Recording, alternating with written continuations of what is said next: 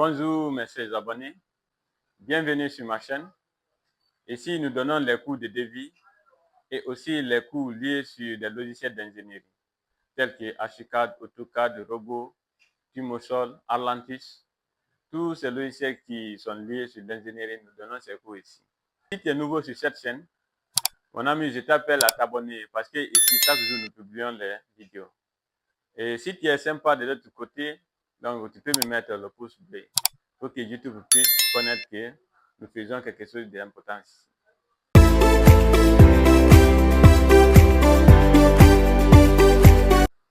Donc aujourd'hui, nous allons commencer avec le cours qu'on appelle le cours de devis.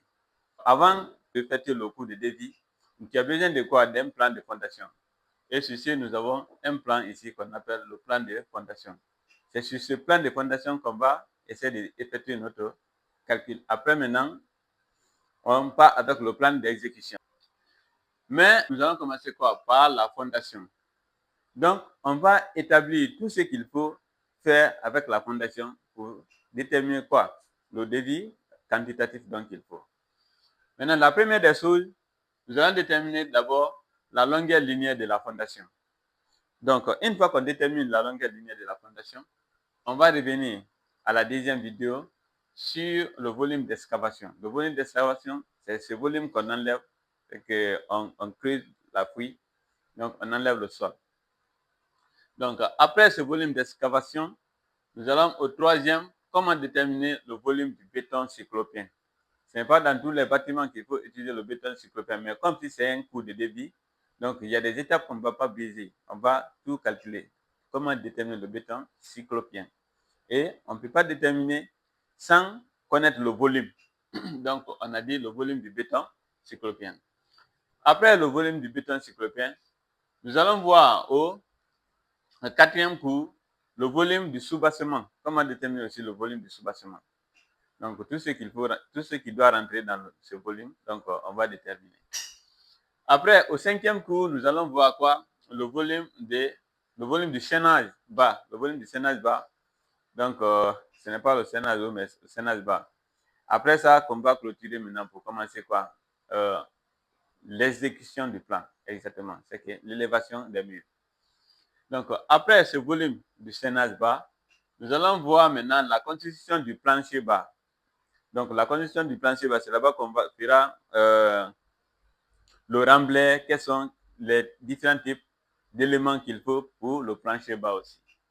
Donc, après ces cours, nous allons voir au septième cours le volume du remblai en terre latérite.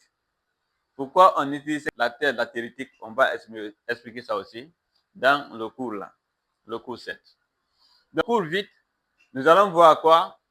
Le volume du remblai avec le sable. Et là-bas aussi, une fois qu'on détermine, on va donner l'importance pourquoi on utilise encore le sable dans le remblai du soubassement. Après, au cours 9, nous allons voir quoi? Le volume de la chape.